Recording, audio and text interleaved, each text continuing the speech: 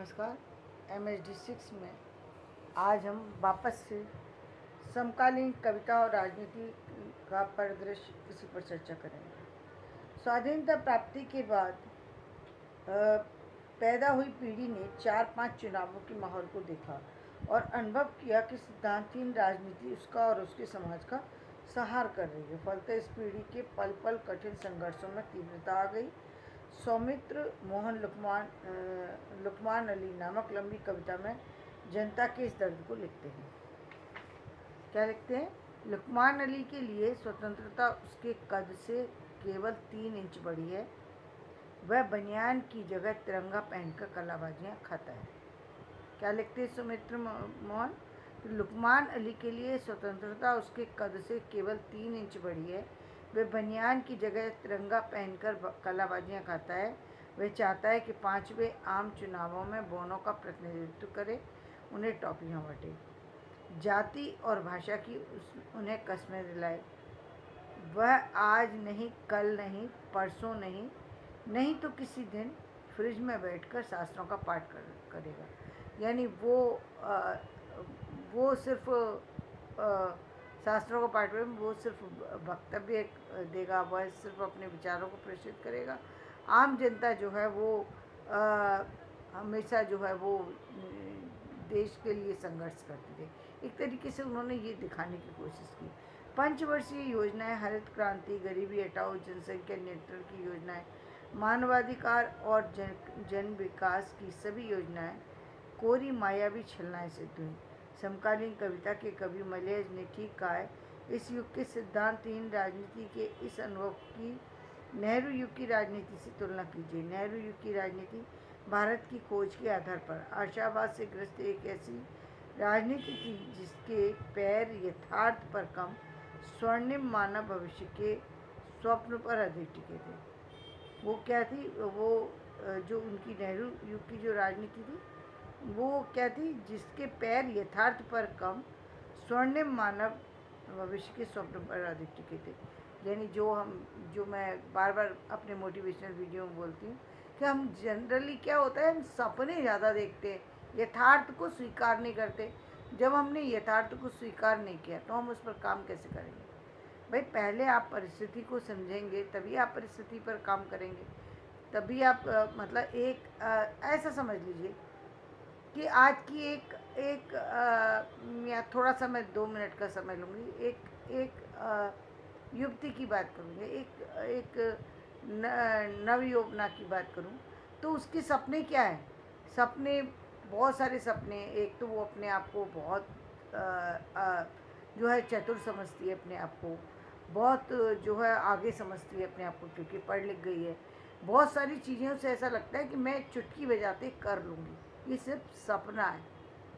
यथार्थ ये है, जब उसको अपने पैरों पर खड़ा होना चाहिए, अपने जॉब की तलाश करना चाहिए, अपने जीवन में आर्थिक प्रगति कितनी होना चाहिए इसके बारे में जानकारी होना चाहिए।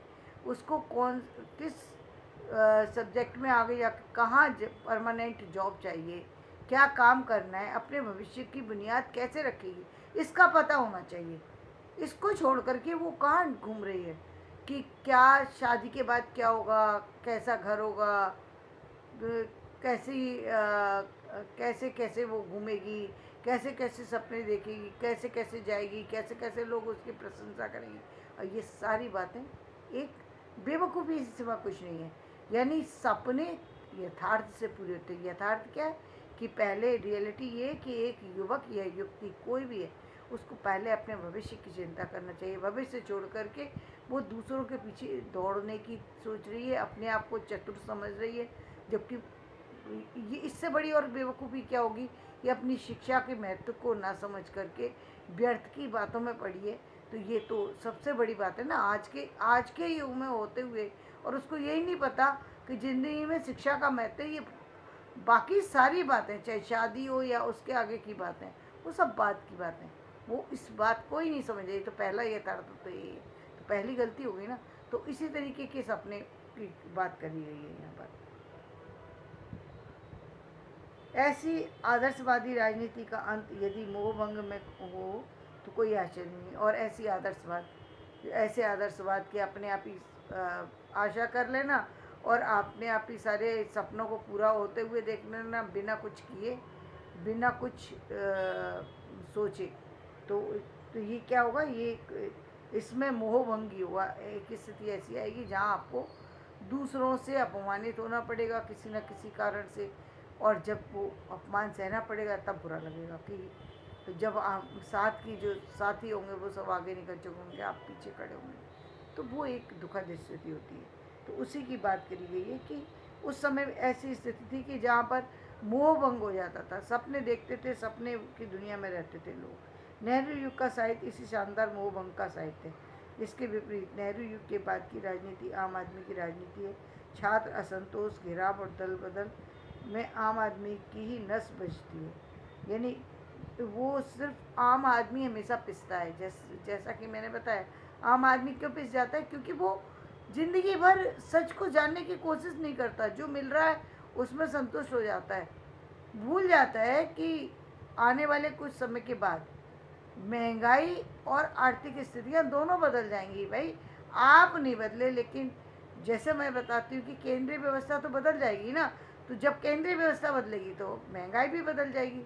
तो आपकी स्थिति में भी बदलाव होना चाहिए।